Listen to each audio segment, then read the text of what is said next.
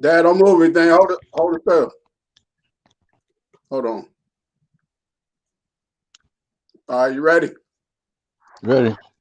Brother Hayes, happy Father's Day. Yeah, it's Father's Day. Happy Father's Day. Happy Father's Day, brother. That's for you, personalized. Hey, thank you. Hey, that was my friend Ron. Ron from Rantoul. He sent me a song in to tell you Happy Father's Day. Yeah, thank him. And everybody that's watching, Dad, they know me also as not just your son, but they know me as the entertainer. I do the stuff with neckties. Yeah. And I just like them all to follow me at entertainer on all social media platforms and even on Cash App, my brother. And everybody don't know, Hey. my father, he's 87. He's on the live with me. He go by the name of James Henry Hayes Jr. Born and raised in money earning Mount Vernon. Before Heavy D and the Boys, before Puff Daddy, it was James Henry Hayes Jr. And Dad, I know some of your friends they call you Jim. So earlier today, I took a walk in the park, right? And I told the people that I had to drop some gems on them. I said J-I-M and not G-E-M. I told them because Jim stands for joy is mandatory. I told them that they got a journal into manifestation, meaning they got to write it down, but they have to go get it. And I told them that Jim also means join incredible minds. So I said I'm dropping a J-I-M on them. Because a J-I-M is just like a G-E-M. It's a gem. So I thank you. I thank you for joining me on this Father's Day. I'm here with my father, James Henry Hayes Jr. And Dad, through the word Father, I'm going to ask you a few questions. You keep the answers short or long. It's your day. I'm your son. I'm a father, but I'm also your son. Are you ready? Okay. You ready?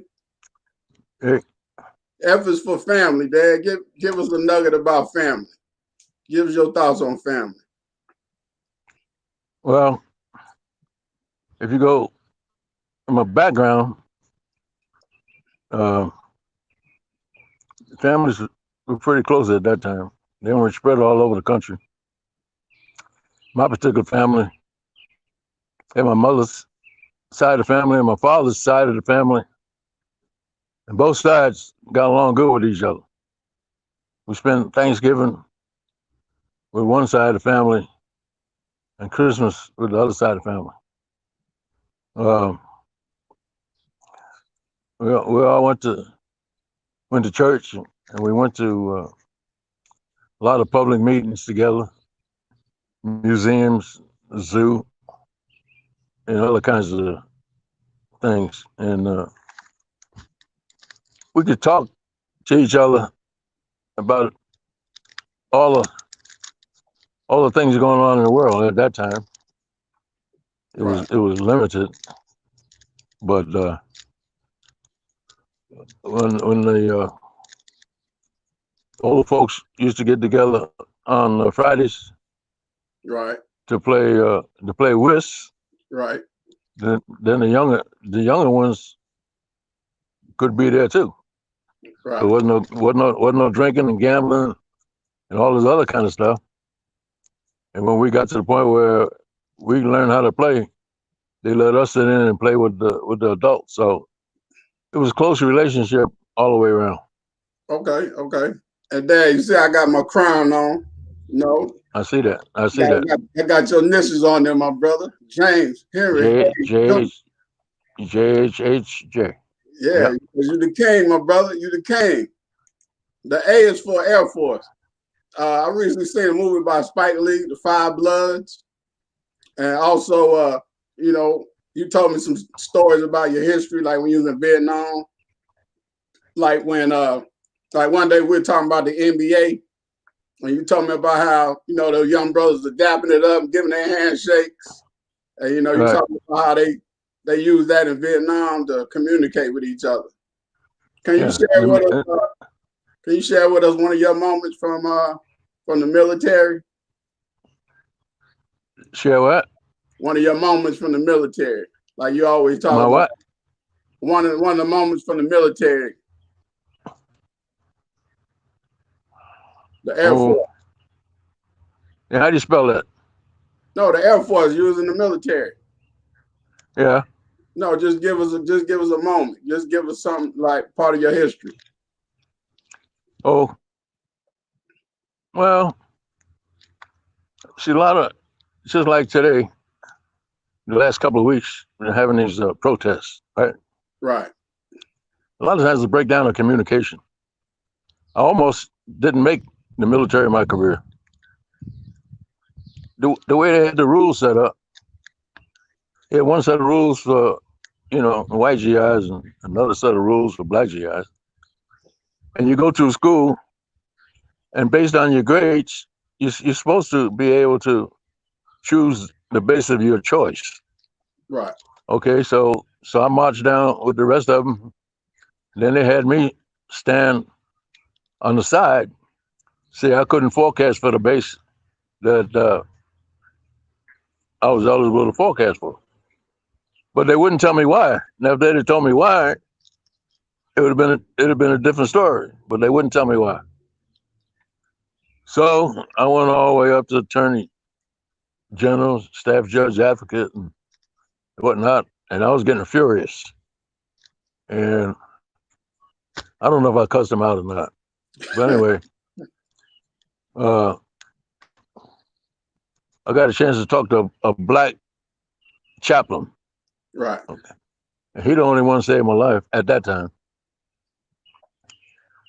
And what happened was, back then, 52, they were trying to integrate the armed forces. See, they didn't make it official till 48. Right.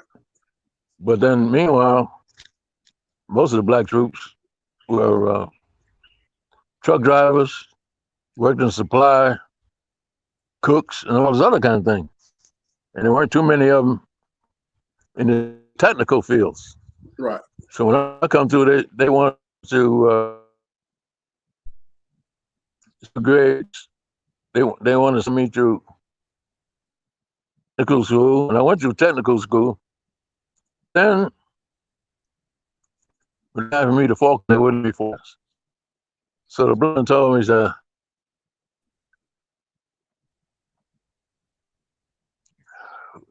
what has happened is they integrate armed forces, and they don't want the black troops pick the bases because most would pick California and New York, Washington, D.C. like that, and you never would be able to integrate the armed forces because nobody, the black troops want to go to Montana and all them other places.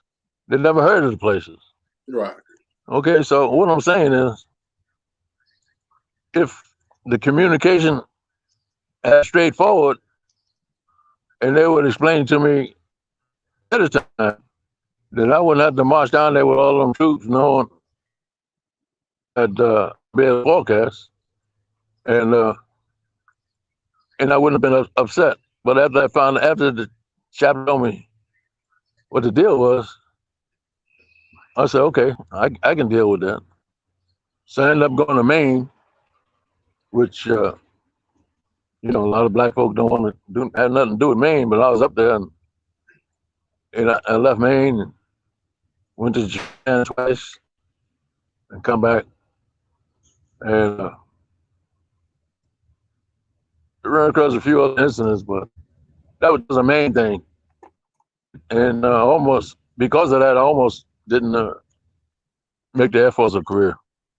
Okay. The T is for teacher. Just this whole still for me because it's going in and out. The T is for teacher. Everyone I ever talked to said you was a great teacher. Even students that I met along the way say, "Hey man, your dad was a great teacher." What is one thing that you saw that you had to do to make your career as a teacher the best that you made it?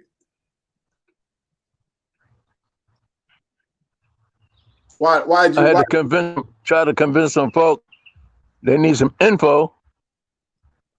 So I had to convince them. You hear me? Yeah, I can hear you. Go ahead. I had to convince them they need some info under their afro before they can make their intro. They need some That education info. is very important. They need some info Info under their afro under the afro before they can make their before intro. they make their intro. Hey, that's Yeah. powerful right there. So what I was trying to do is let them all know education is very important. Okay, and we're gonna go to the next one. The H is for honey. Now, a lot of people don't know you. A lot of people don't know you're a beekeeper, right? And you used to make some of the best honey, right? Right. What made you want to be a beekeeper? Yeah. Well, I was despondent at one time when I was walking, and I saw a sign, annual beekeepers meeting. So I went to see if it was open to everybody, and they said, yeah, if you pay $1 fee to get in. So I went in, and that's some of the best treatment I ever had. People grabbed me like a lost friend, and I got in, and after I was in, a couple of years later, I was president of the Beekeepers Association. Another time, I was the MC of the State Beekeepers Convention, and it was one of the best relationships I've been in. And then when it came time to harvest the honey, there was always people there to give you a helping hand. So that's the reason why I stayed in beekeeping for a while. I'm not in it now, but Right. I was in. Yeah. Okay. The E is for elections. Back in the day when I was a young lad, right? You the first black in my hometown to run for the mayor's office. You didn't win, but years later, you ran for the alderman in the city of Urbana, and you won 3 consecutive terms. And then they put your name on a building, and then they named apartment homes after you. How important are elections to people? Well, that's the way you get things done. Some people say my vote don't count, but it does count. In '77, when I ran for mayor, ran too. I was interested in everybody being able to participate, and at that time they had 5 or 6 people who could live in the same neighborhood, and they had open elections, and everybody else was left out. Well, I put on their mind about the ward system, where you divide the whole community up into different sections, and everybody had their own representative. Well, it failed, but guess what?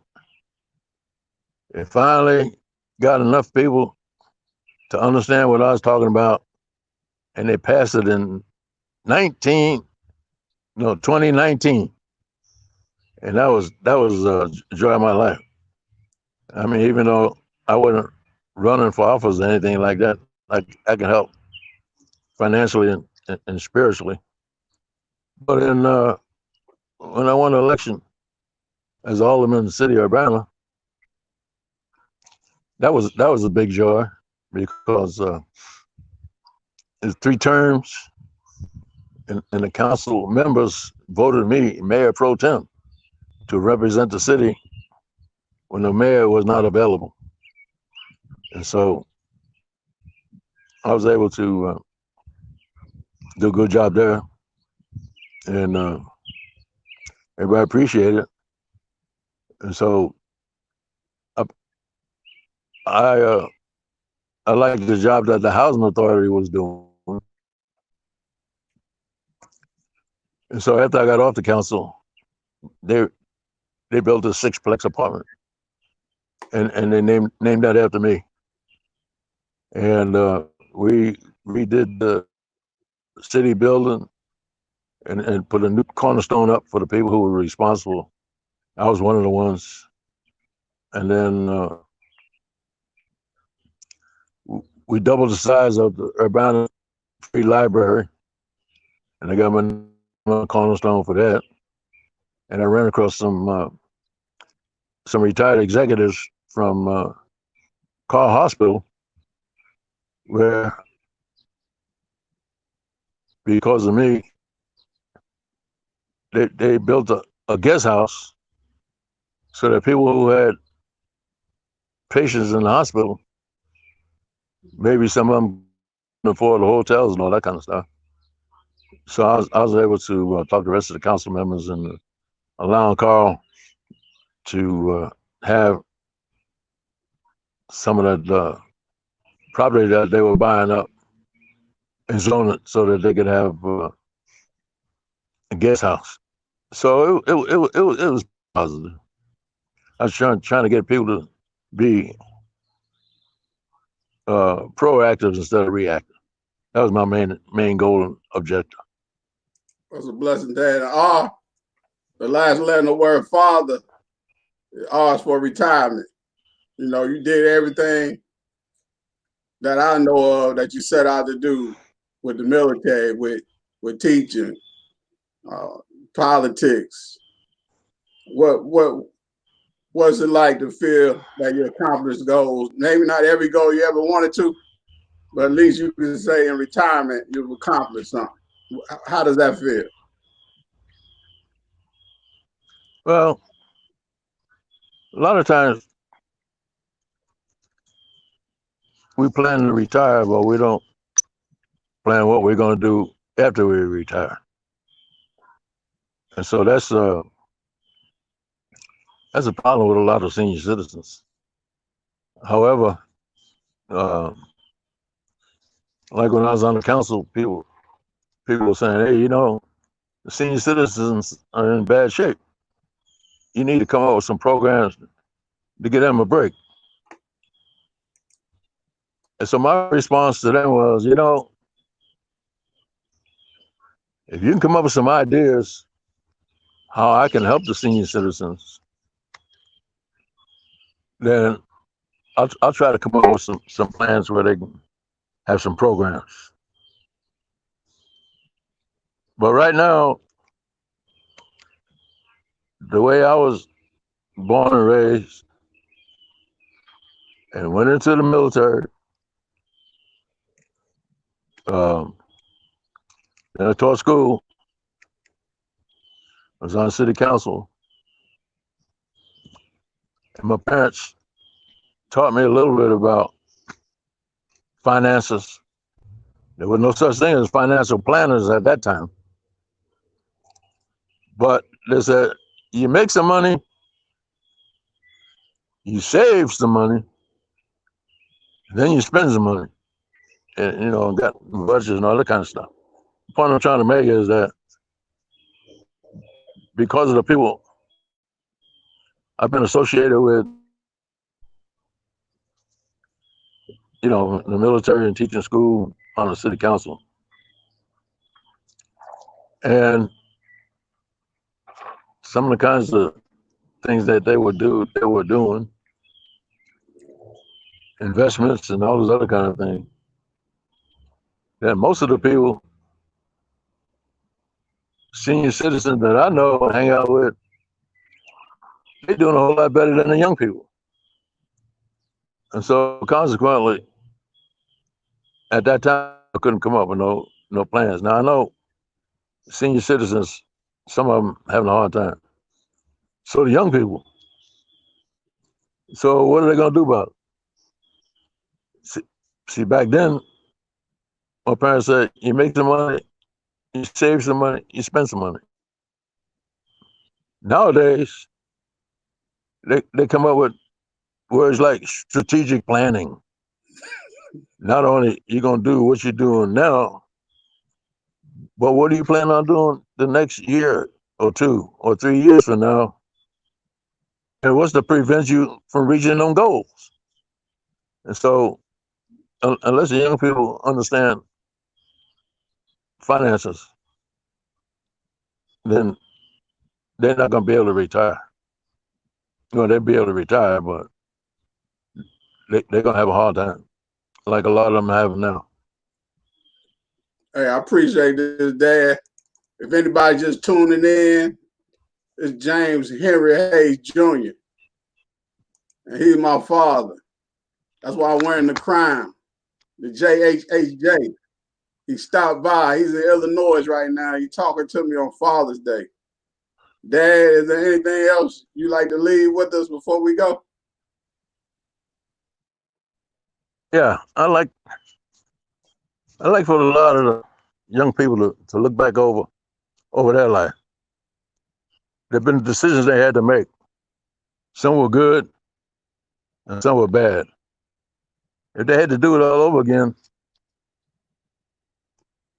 would you make changes in your decisions? What can you say about your parents, your dad, down through the years? Were they good things you can remember about them? And what didn't you like about the decisions that they make? Would you pass this info on to other younger generations? And a lot of times I had a tough time reaching my sons as far as communication is concerned. So what I try to do is talk to some of the peers, some of the people that they grew up with, and ask them. I said, you know, I'm old, but I'm still in a position to help the younger generation. What is it I can do to help them and get closer to them? And the reply from their peers was, Mr. Hayes, that's one thing I like about all of the kids that grew up with my kids. They always respected me. Mr. Hayes, you've done everything in the world to help your kids be successful. Maybe they don't want to let you know the kind of things you'd like to know, or some of the kind of decisions that they make. Maybe they don't want you to know the kind of lifestyle they had, and that some of the things you had to say, they didn't want to listen to you.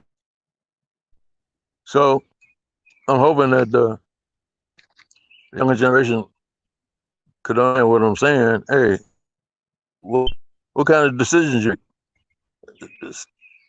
Decisions are bad decisions. They so or what? Yeah, sometimes the parents want to relive their lives through the kids, and not realizing the kids got their own life to live.